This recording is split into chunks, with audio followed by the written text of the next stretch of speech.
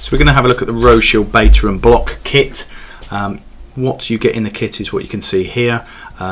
We get a leaflet which explains how the bait box works and some useful baiting tips and techniques.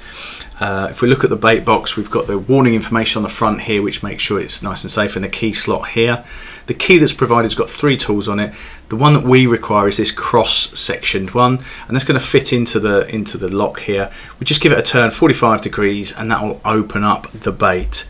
When we look inside the bait box, we can see some of the features. There are these baffles at the front here which help to prevent people getting access and non-targets getting access to the bait that we're going to put in. We've got these holders here as well which will hold the bait rod, and some guides here which will hold the divider.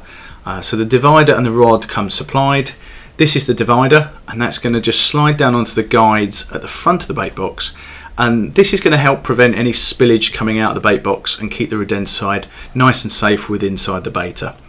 The rod here fits onto the 2 holders that run across the bait box like so, and on this we can put, in this case, the block that we're going to use to keep it nice and safe in the box to prevent rodents from taking it out of the bait box. Slide the blocks onto the rod. It's best to do this over the bait box just in case there is any spillage, so it will go straight into the bait box rather than outside. Once we've got the right number on, in this case we've used 5, we're just going to pop that on the holder there, and that is now available for the rat to come and eat within the bait box. When we close the lid, the box is now ready to be placed in the location. Best to put it up against a wall using this flat surface here, and the rats are going to come in through this angle here. So this is the Roshield beta. So today we're talking about the placement of the Roshield bait box. The bait box is designed to make sure that children, non-target animals, don't get access to the bait that we put inside. Before we put the bait box down, we need to make sure and check that it's all nicely secured and not damaged in any way.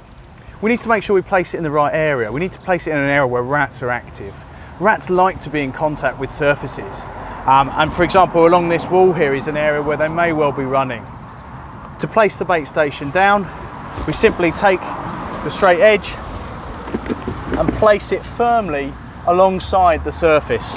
We can smooth over the soil or the substrate around to make sure there's a smooth transition from outside into the bait box. Ideally we would need to drill this bait into the wall here to make sure it's really secure, but if that's not possible we can secure the bait using naturally occurring items that may be around us. For example, these bricks and this rock here.